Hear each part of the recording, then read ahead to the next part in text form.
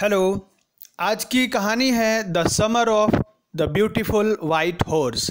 ये कहानी लिखी है विलियम सेरोयन ने और ये कहानी है दो पुअर आर्मेनियन बॉयज़ की जिनको हॉर्स राइडिंग का बहुत शौक़ है।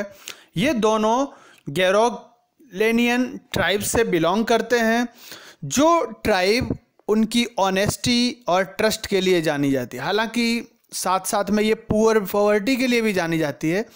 लास्ट 11 सेंचुरीज से, ये एक याद रखना, लास्ट 11 सेंचुरीज से ऑनेस्टी और इंटीग्रिटी इनका एक ट्रेडमार्क है। जो भले ही ये पुअर हैं लेकिन फिर भी ये बहुत ज़्यादा फेमस है इनकी ऑनेस्टी के लिए। तो कहानी आएगी कि किस तरह से एक लड़का जो है वो वाइट हॉर्स को चुरा लेता है सिर्फ राइडिंग एंजॉय करने के लिए, बाद में अपने कज़िन को बुलाता है ज्वाइन करने के लिए, और बाद में फिर वो कैसे मालिक को घोड़ा लौटाते हैं। इसकी कहानी हम शुरू करते हैं। सबसे पहले कैरेक्टर्स से। पहला है मुराद, 13 इयर्स ओल्ड बॉय है। ये नैरेटर का कज़िन है, एकदम लाइवली है, क्रेजी भी है। इसको पता है कि हॉर्स को हैंडल कैसे करते हैं और यही है वाइट हॉर्स को चुरा के लाया है। दूसरा है एरम, 9 इयर्स ओल्ड बॉय है। यही नैरेटर है इस कहानी का। और ये दोनों जो हैं लड़के गैरोगलेनियन ट्राइब से बिलोंग करते हैं और ये किस तरह से मुराद की चोरी को जस्टिफाई करता है कि जो हॉर्स राइडिंग का पर्पज़ है वो चोरी नहीं कहलाता है, वो हम देखेंगे।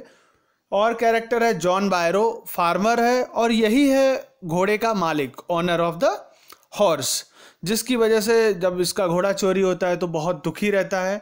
और है अंकल खुसरो, ये जो है नैरेटर के अंकल हैं और क्रेजी माना जाता है इनको। इनका जो नेचर है बहुत ही इरिटेबल है और साथ साथ में ये किसी को अलाउ नहीं करते हैं बोलने का। और इनका एक सिग्नेचर ट्रेडमार्क है जो हमेशा यूज़ करते हैं, इट्स नो हार्म, पे नो अटेंशन टू इट। इस तरह से ये किसी को भी डांट के बोल के बंद करा देते हैं। तो शुरू करते हैं हम कहानी। एरम जो नैरेटर है वो अपनी मेमोरी को याद करता है कि अपने एक्सपीरियंस को, जब वह 9 साल का था उस समय एरम का वर्ल्ड बहुत ही डिलाइटफुल और जॉयस था, आनंदपूर्ण था। मुराद, जिसे सब क्रेजी कहते थे, एक सुबह 4 बजे आता है और एरम को जगाता है, एरम के विंडो को खटखटाकर। तो समर का टाइम था। अचानक जो है नैरेटर जंप करके उठता है बेड पे और उसे अपनी आंखों पे भरोसा नहीं होता है क्योंकि मुराद एक ब्यूटीफुल वाइट हॉर्स पर था। मुराद उसे जल्दी से आने के लिए कहता है क्योंकि वह राइड करना चाहता है तो, और डेफिनेटली उसको हॉर्स राइडिंग का शौक़ था, इसलिए वो इसलिए रेडी होता है। हालांकि उनकी फैमिली बहुत पुअर थी और हॉर्स को अफोर्ड नहीं कर सकती थी। अब ये जो है गैरोगलेनियन फैमिली, ये 11th सेंचुरी, पहले रिच थे पर अभी पुअर हैं। लेकिन इनके पास मतलब पूरी ट्राइब पुअर है, लेकिन फिर भी एक चीज़ इंपॉर्टेंट है, वो उनकी ऑनेस्टी, इसके लिए बहुत फेमस हैं और इनकी रेपुटेशन है इस चीज़ के लिए। और लोग कि इन लोगों ने कभी भी किसी का एडवांटेजेस नहीं लिए हैं। उसके बाद में कैसे एरम बताता है वाइट हॉर्स को, जब वो मुराद से पूछता है कि क्या उसने ये घोड़ा चुराया है, तो मुराद उसको आंसर देने के बजाय मना करता है कि बोले तुम्हें मेरे साथ चलना है या नहीं। अब एरम एकदम श्योर था कि घोड़ा चुराया हुआ था, लेकिन दोनों को ही हॉर्स राइडिंग को लेके क्रेजी थे और वो अपने आप को एक चाइल्डिश मैनर में तसल्ली देते हुए कहता है कि राइडिंग के लिए जो घोड़ा चुराते हैं वो बिल्कुल सेम नहीं होता है कि जैसे कोई सामान चुराया हो पैसे के लिए। यह तब तक चोरी नहीं की जाएगी, मानी जाएगी, जब तक कि घोड़े को हम बेचते नहीं हैं। तो इस तरह से वो अपना एक जस्टिफिकेशन देता है। एरम जल्दी से तैयार होता है, खिड़की से बाहर कूद जाता है और ये लोग जहाँ रहते हैं, वॉलनट एवेन्यू के पास जो टाउन है उसके बाउंड्री पे रहते हैं। तो वहाँ बहुत ही वास्ट कंट्री साइड है जो full of orchards, wine yards, irrigation ditches. तो थोड़ी देर में क्या हुआ, एरम और मुराद जो है राइडिंग का भरपूर मज़ा लेते हैं उन्हीं जो वाइन यार्ड्स और ऑर्चर्ड्स के खुले मैदान हैं वहाँ।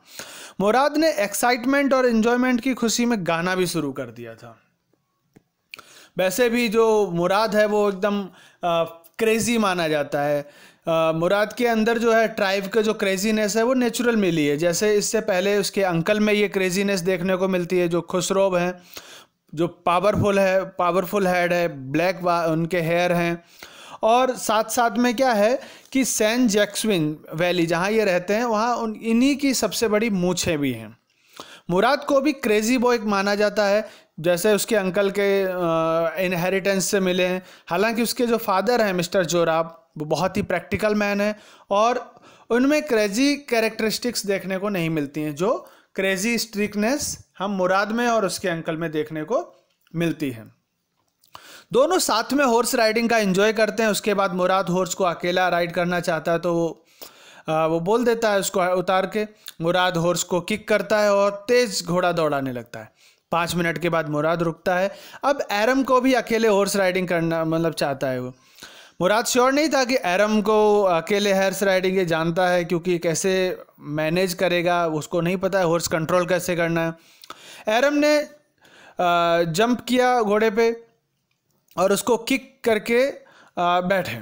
1 मिनट को पहले तो वो डर गया बहुत कि उसने ऐसा डर कभी फील ही नहीं किया, लेकिन उसके बाद उसने हॉर्स के मसल पे किक करके जब घोड़ा भागने लगा तो फील्ड की तरफ जाने के बजाय घोड़ा जो है विनयार्ड्स की तरफ गया और जब वो गिरा तब तक घोड़ा जो है 7 वाइनयार्ड्स क्रॉस कर चुका था, कूद जंप कर चुका था। मुराद जल्दी से भागते हुआ आया क्योंकि उसे घोड़े को लेके चिंता थी। वह घोड़े को पकड़ना चाहता था और उसे वापस ले जाना चाहता था इससे पहले कि उसे कोई देख ले। घोड़ा गायब हो गया था। दोनों ने ही जल्दी से अलग अलग डायरेक्शन में सर्च करना शुरू किया और उनको ये सब सर्च करने में आधे घंटे का टाइम लगा। फिर सुबह हो गई और मुराद सोच रहा था कि घोड़े को वापस ले जाए या उसे छुपा दे नेक्स्ट मॉर्निंग तक के लिए। एरम जानता था कि मुराद घोड़े को छुपाने जा रहा है। एरम ने उससे फिर पूछा कि क्या उसने ये घोड़ा चुराया है, लेकिन मुराद क्वेश्चन का आंसर अवॉइड कर रहा था। उसने एरम से कहा, अगर किसी को पता चला तो कहना कि हॉर्स राइडिंग जो है हमने आज मॉर्निंग से ही शुरू की है। घोड़े की फैट वेजियम नाम के एक फार्मर के एक डेजर्टेड वाइन यार्ड में उन लोगों ने क्या किया, घोड़े को वो फैट वेजियम नाम के एक फार्मर है उसके डेजर्टेड वाइन यार्ड में ले गए और वहीं फार्म के स्टोरेज पे उन्होंने घोड़े को छुपा दिया। उसके बाद हम देखेंगे कैसे जॉन बायरन आता है एक दिन आफ्टरनून में। पहले आफ्टरनून में अंकल खुसरो एरम के घर आते हैं कॉफ़ी और सिगरेट के लिए। तभी जॉन बायरो भी आता है और वो बताता है दुखी होके कि उसका जो वाइट हॉर्स है लास्ट मंथ चोरी हो गया था और अभी तक मिसिंग है, उसका कुछ अता ही पता नहीं चल रहा है। और फिर वो एक्सप्लेन करते हुए कहता है कि घोड़े के बिना उसकी गाड़ी भी काम नहीं कर रही है और उसे कहीं भी आना कि आने जाने के लिए 10 माइल तक पैदल जाना पड़ता है। इस वजह से बहुत वो दुखी था। एरम भाग के जाता है मुराद के पास और उसे जॉन बायरो के बारे में बताता है। वह मुराद को आगे कहता है कि अब वो घोड़ा तब तक वापस ना करे जब तक वो अच्छे से हॉर्स राइडिंग सीख ना जाए। तो मुराद उसे रिप्लाई करते हुए कहता है कि तुम्हें तो हॉर्स राइडिंग सीखने में 1 साल लगेगा और वे 1 साल तक घोड़े को अपने पास नहीं रख सकते हैं क्योंकि ये चोरी मानी जाएगी। फाइनली दोनों ये डिसाइड करते हैं कि घोड़े के ऑनर को 6 महीने में लौटा देंगे घोड़ा। 2 वीक्स तक एवरी मॉर्निंग वे हॉर्स राइडिंग करते थे। हर बार घोड़ा एरम को गिरा देता था और भाग जाता था, यही सब चलता था। लेकिन एरम ने अभी भी अपनी होप बनाए रखी कि वह मुराद की तरह हॉर्स राइडिंग सीखेगा। एक मॉर्निंग को जब वो वाइन यार्ड की तरफ जा रहे थे तो उनकी मुलाकात जॉन बायरो से हुई और जब बायरो ने उस घोड़े का नाम पूछा तो मुराद ने कहा इसका नाम माई हार्ट है। जॉन बायरो बहुत ही बारीकी से घोड़े को ऑब्जर्व कर रहा था।